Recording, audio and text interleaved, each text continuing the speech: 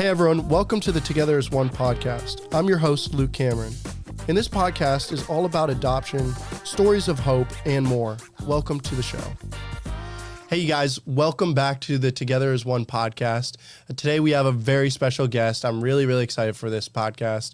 One of my good friends, Laura Messick. Thank you for being here on the podcast. Well, thank you for inviting me. I'm glad to be here. Yes, I'm super excited for this.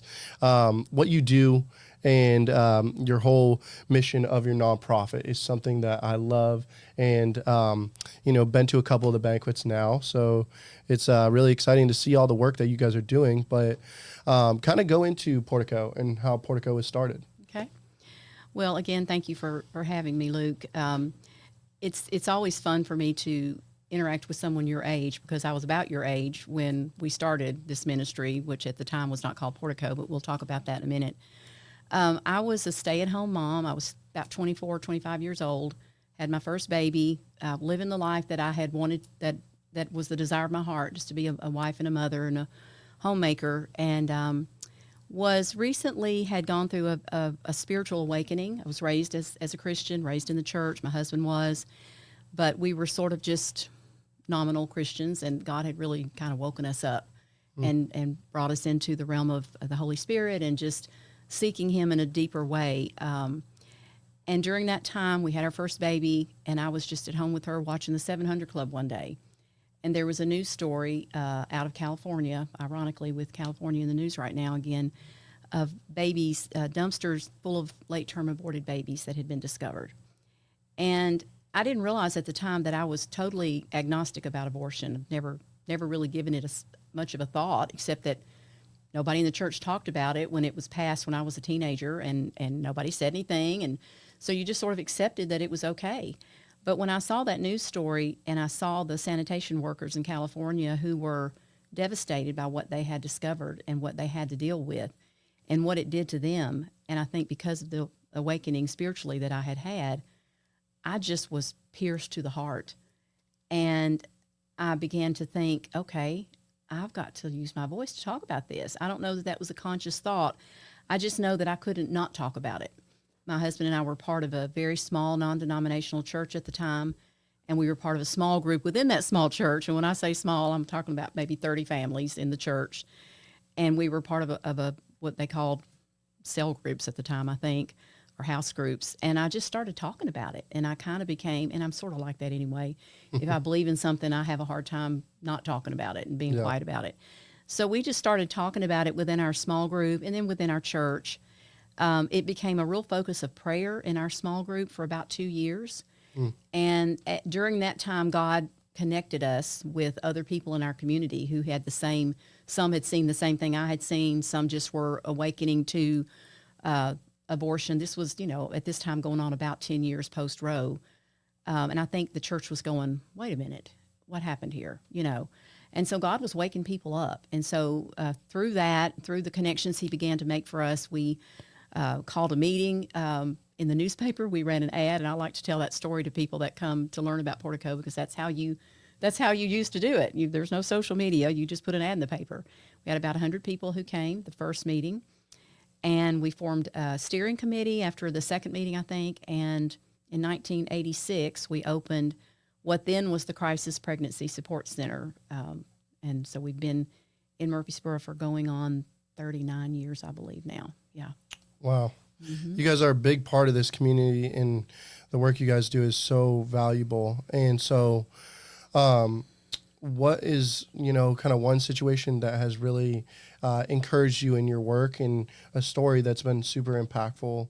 I love that, you guys are here in Murfreesboro, and this is such a community that truly needs this kind of work. So I would love to hear kind of one of your stories, and okay.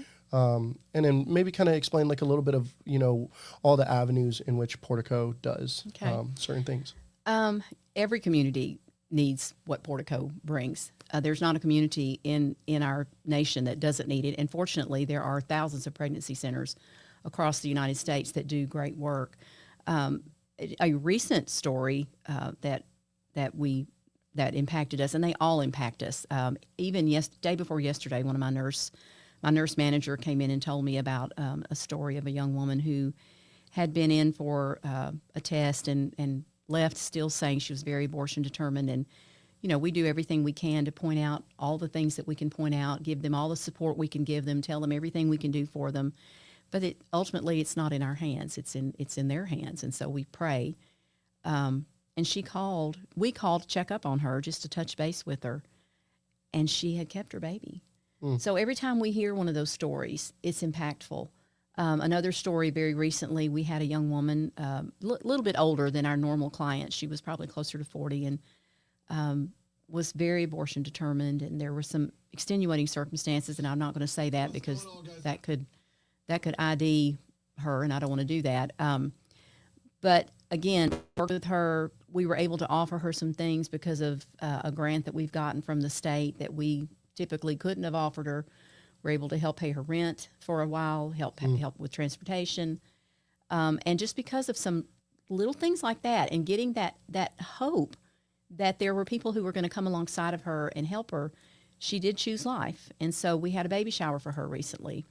How special. And then she was back in the building before Christmas, and another young woman was sitting there, and I guess they began to talk, and she could see that this young woman was distressed, and she said, "You're going to be so glad that you came here." She said, "They're going to make you understand that they can help you keep your baby, and you're going to be so glad you were here." So those kind of things, when we hear that, just bless us and encourage us and make us know that we're doing what God has called us to do. And they're all impactful because a life has been saved. And a family has been changed. Yeah.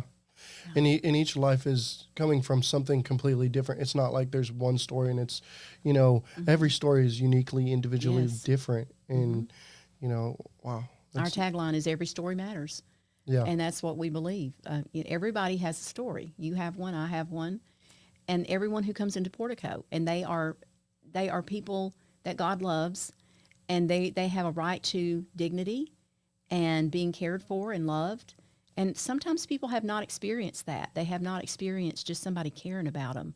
So that's something we do very well. Our client advocates, our nurses, our staff, we are really good at that. And I'm proud of all of those men and women who work with us, because we do have men who volunteer as well, and we have one man on staff as the men's director, services director. So we love people well, and we speak truth. We don't hold back. We speak truth, but we do what the scriptures tell us. We speak truth in love. Yeah. And we minister to people. We don't manipulate them. So yeah. Wow. Yeah. Just being there as an open voice and a helping hand, saying, "Hey, we're here to help," but ultimately the decision's going to be on you to make, but we're going to just, as best as we can, be there. We want to be there for you. Yeah. So one thing that comes to mind because of my adoption story. So, because of my birth dad, walked out on my birth mom, you see and that's pretty common in a lot of cases of, adoption or, several different cases. But, when you see a mother who is a single mother and, she's about to have another kid, or it's her first kid, right? How do you get behind those women who are trying to, have their baby, but also keep their sanity and keep their mind about them, and guide them and push them to make that decision? How do you get behind those women? Is one question. And then the second question is for the men in those situations, the young men, because I know you deal with different ages, right? So with the men in those situations, how do you guys attack that and help the men become godly men, leaders for the woman? And those are big topics, but again, the best way to get behind somebody and push them toward making a decision that they can feel good about 5 years down the road, 10 years down the road, is just to let them know you're there with them. Because when you think about it, if you're going through a crisis or you're going through something that's very difficult in your life, what's the first thing you're going to do?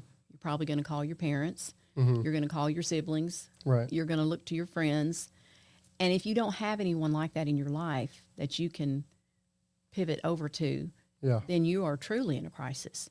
So a lot of women who find their way to us fit that scenario. Some of them have support, but they don't have the kind of support that they really need. Some of them have people pushing them to choose to abort, and they don't really want to abort, but there are threats made, or if you do this, then this, and that kind of thing, or I won't support you if you keep this baby. So we believe a woman has a heart as a mother. God has put that in us. And just someone encouraging them to say, here's what we will do to help you.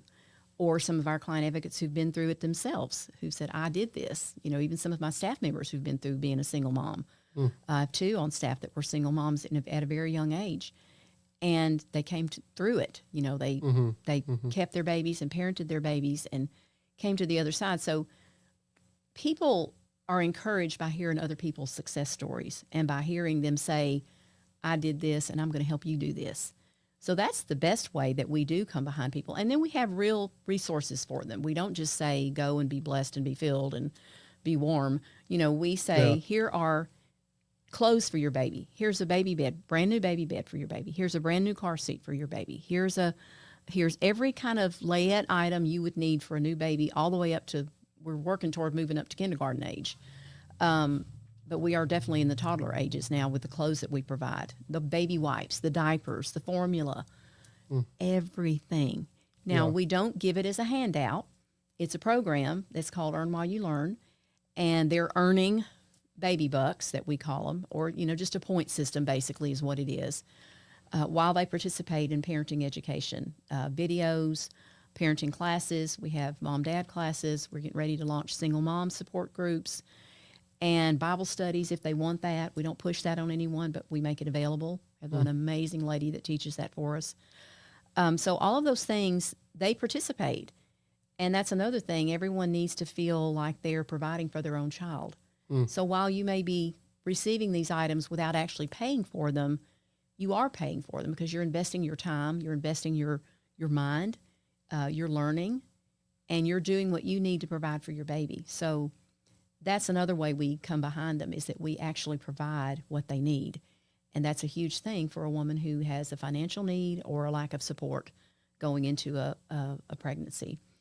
For the young men, as you mentioned, I think we've just finished our second year of officially having men's services. We've been dabbling at it for years, wanting it, but we just couldn't make it happen. And all of a sudden, God made it happen. He brought, our men's services director is a paramedic. So he works, his 12-hour shifts, or I think maybe 24-hour shifts in some cases. Then he has 2 or 3 days a week that he can devote to Portico.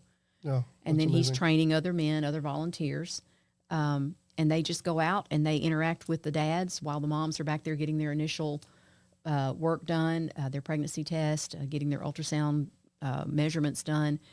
He'll go out and interact with the dad, and we've got a special spot, another place that they can just move away from the main waiting room so they can have privacy. And then we have programs for them. They do Earn While You Learn with the mom if they want to, and then they earn double the baby bucks, which that means they can accrue what they need even quicker.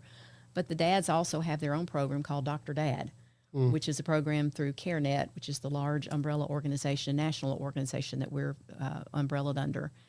And it's a video program, but we can see the progress that they're making. And then we incentivize that by giving some gift cards and a tool bag, and, and they really take ownership of it. And it really helps them also to learn the value and the worth of their baby, and the value and the worth that they bring to that baby as the dad, because we want them to understand the importance of fatherhood.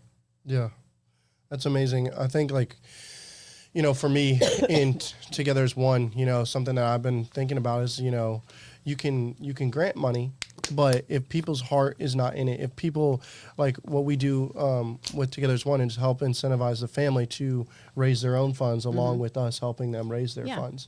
So I think that's a really good system, because you encourage the family as they move along, trying to raise their kid, trying to save up the baby bucks and be able to help their child. So get the things they need.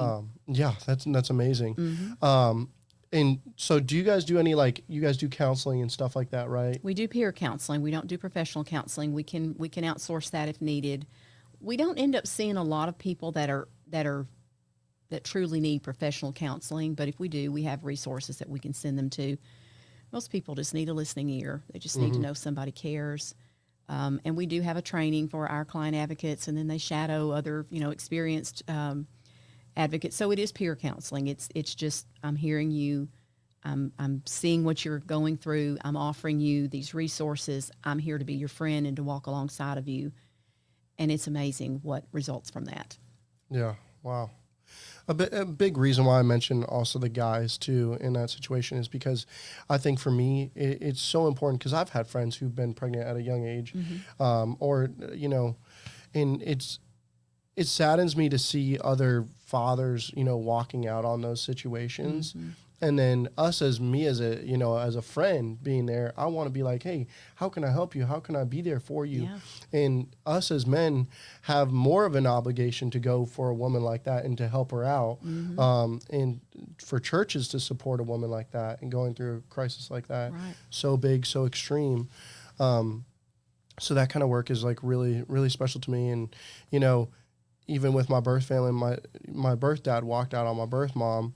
But I wish somebody was there to be able to help my birth mom, something like Portico, a system. And, she didn't have any of that. So mm-hmm. hearing the work that you're doing is specifically special to me in my situation, because I really wish my birth mom had that. Mm-hmm. But, well, and the sad thing is it was probably there because these pregnancy centers have been around for more mm-hmm. than 50 years.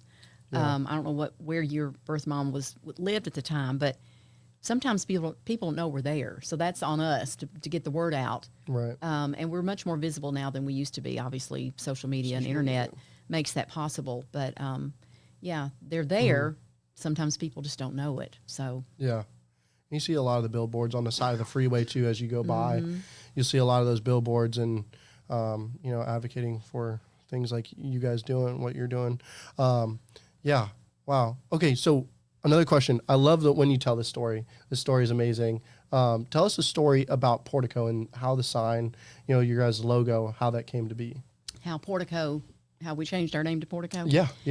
So I came in as the director of Portico in 2008. Excuse me. I explained to Luke I had the flu, so I still have a little residual. I came in as the director in 2008. I'd been involved all through the years. By the time we opened, I'd had my second baby, then had my third eventually, and on and off as a volunteer, but I was always involved. My husband was the board chairman. I was banquet chairman, just all that. And suddenly in 2008, got asked to step in as the executive director, and I went, oh, okay.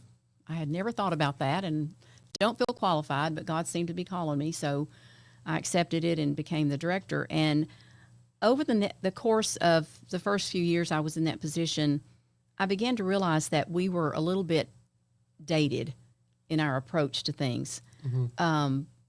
The pregnancy center movement as a whole had sort of been painted with a real broad brush of being judgmental and hate-filled, and you don't want to go there, and we would go to MTSU to try to sort of set up a table at some of the events, and people would kind of see our name and just Pregnancy Support Center, just kind of keep going. Oh, I don't need that, and especially guys, I don't need that. So I went to a national conference, again, a CareNet conference that was held at the Opryland Hotel in Nashville, I think in 2010, but I get this confused. It could be 12. But anyway, somewhere in there, just a few years after I became the director. And there was a lot of talk. There was a whole track sort of around rebranding. And I've been thinking a lot about it anyway. And several of my staff members, my younger staff members, went to that, really went to that whole track during the conference. And we had strategic planning sessions afterwards and talked about it. And it just began to stir in my heart that that's something we should do. We should rebrand, come up with a name that meant something to us that we could brand, like Apple has branded all their products. And why is it called Apple? You're too young to remember how strange we all thought that was when it first started. Why is that called Apple? But now you don't even think about it. It just is. Mm-hmm. So we hired this couple, marketing couple that were at the CareNet conference and worked with them to come up with our own name. We had, board meetings and staff meetings and all that. We did focus groups and came up with some words and sort of defined who we were and how could that word reflect who we are. And one of the things that they came up with, the couple that we hired, was the word portico, which is an Italian word for porch or covering or shelter. And so you think about that and what that means. It's a place to come in from the storms of life. It's a place to rest. It's a place to be heard and tell your story. So it just had a beautiful spiritual meaning. It's biblical, Solomon's Portico. And so we just loved it, and it just resonated. We floated it among some of our younger, acquaintances, even my kids, I remember at the time my son, and it's been 10 years ago now, so he was in his early 20s then, and he goes, yeah, I really like that, And so that age group, your age group, they got it. My age group, some didn't, some of them were a little bit harder to convince. But we branded it to mean what we wanted it to mean. It's a place to come in and rest and find peace, tell your story, come in from the storm, be covered and sheltered. And then when the company created our logo for us, which was, I believe that was locally done. We put a lamppost on the end of the P for Portico, which to us represents the light of Jesus, which is why we do what we do, not because we're good people or because we're a social agency, but it's because of the Lord. We do what we do because we're God's people, and it's what he's called us to do. So that's the story of Portico. And we've been Portico now for 11 years of our 39-year history. So, yeah. Yeah, I love when you tell that story. I love it. I love when different logos and people create different things and the stories behind them. I just love hearing that. So you mentioned you were executive director in 2000. I became in 2008. 2008, yes. Okay. So when you stepped on being executive director, you said a couple minutes ago, you're like, how could I do this? How could I be an executive director? So going into that position, how did you learn to become an executive director and the roles and the responsibilities? And to a person like me and other people out there, what encouragement would you give to somebody who would step into a role like that? And I mean, I've started Together as One. And so just what's your advice on that? Well, my story's going to be a little different than yours would be because I became an executive director later in my life. Right. And I think God prepares you in whatever way he's going to prepare you. He may just have prepared you from your birth life story. That may be your preparation, your family, and the encouragement you've gotten from watching your dad do what he does. For me, he worked through my role as a mother. When you're a mother, you kind of are an executive director. Yes, you watch that with your own mom, I'm sure, yes. Because you have to manage things, and you're kind of in charge. Obviously, your husband, if you're a Christian couple, your husband is your head, but he sort of puts you in charge of the household and running and managing and all of that. And it was the desire of my heart to be a mom. It's really all I ever wanted to do. It's all I ever thought I would do. The funny thing is you have your babies and you start raising them and you don't realize, you know intellectually that it's going to come to an end because they're going to grow up, but you really don't know until it happens. And then you're like, oh my. And so I realized I got a little part-time job just because I began to kind of be bored and think I needed something to do. And so I went to work for a party rental company here in town. Ended up being a manager there for a little while. Really enjoyed that. Learned a lot about the wedding business and actually had a wedding business of my own for about 10 years. Did that at the same time I was doing Portico. But that's kind of how God prepared me, was through motherhood. I tell my daughters it's the best training for whatever God's going to do with you in the second part of your life that you could ever get. And that's my story. Again, obviously you're a male and you're a young guy, so it's not how he's prepared you. But it doesn't mean that the preparation he did for you is not just as valid. It's just whatever God is doing in your life, if you're willing to learn and grow from that experience, then he'll use you in whatever way he needs to, if your heart's willing. So, when I was asked to do this, I felt very inadequate because I didn't realize at the time that he really had prepared me for it. Yeah. And obviously the biggest thing is just the heart he's put in you, the heart he's put in you for what you do, the heart he's put in me for what I do. And that's the most, if you've got the heart and the willingness, then God can and will use you. Yeah. Wow. I love that you said that our life experiences and our backgrounds can shape us and mold us into the person that we are to become through our passions. That's right. I love that. What is one Bible verse you love?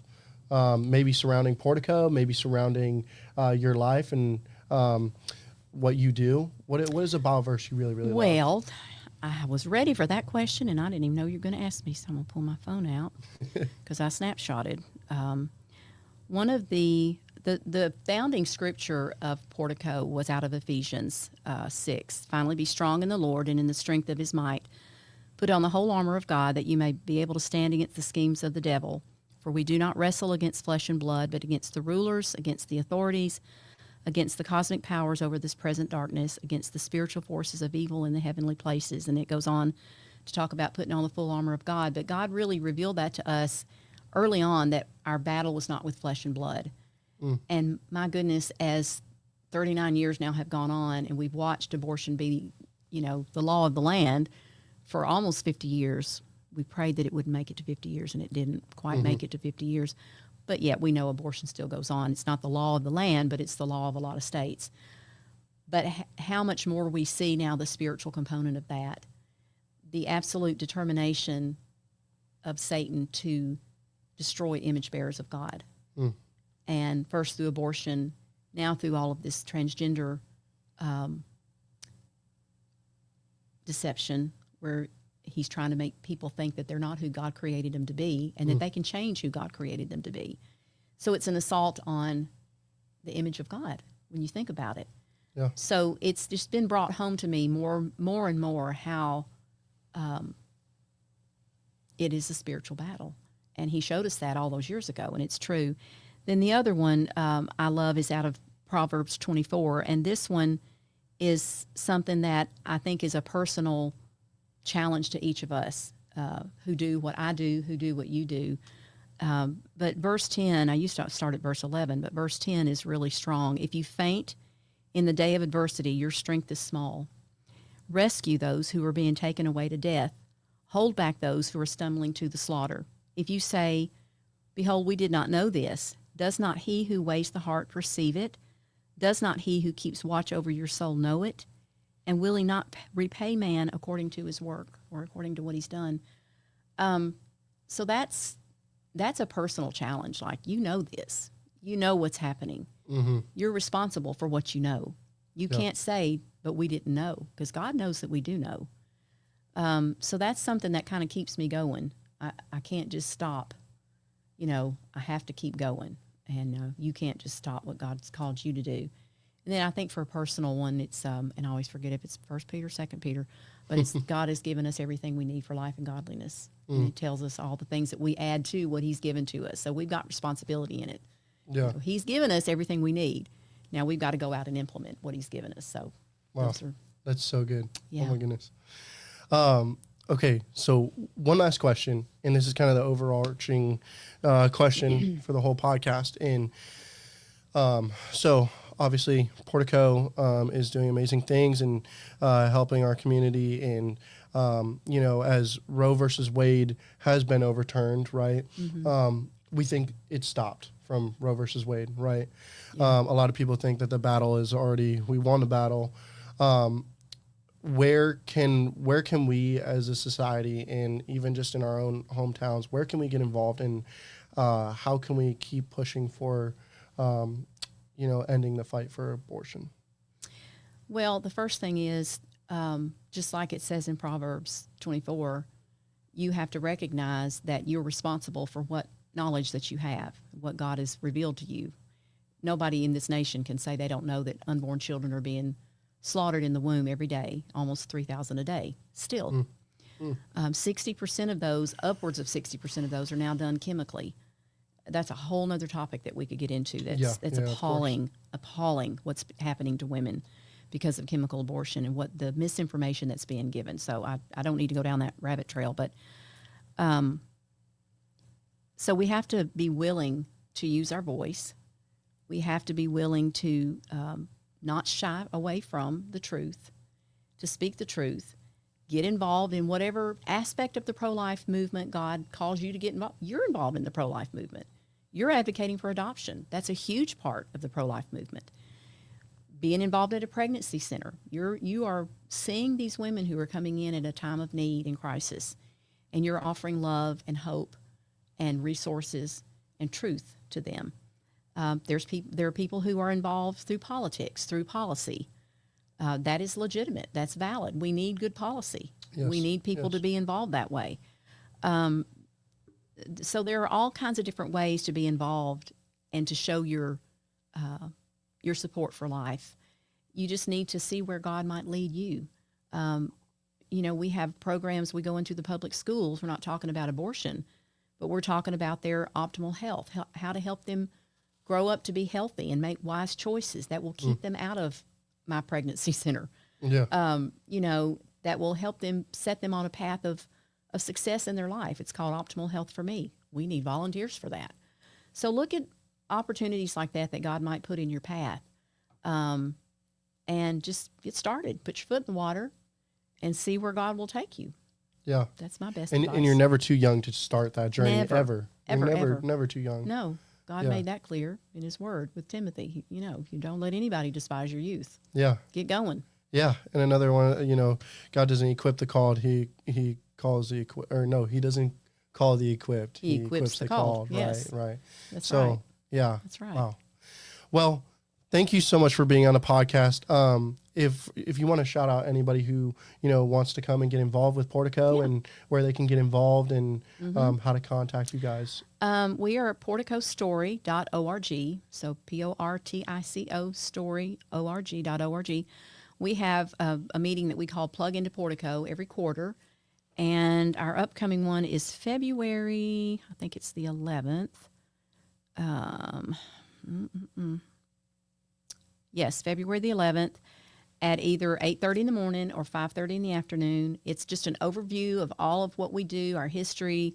You'll tour the building. We give you really just a good deep dive into everything Portico. And if you want to volunteer in any capacity, that's how you start. We need administrative volunteers. We need client advocates. We need teachers in the schools.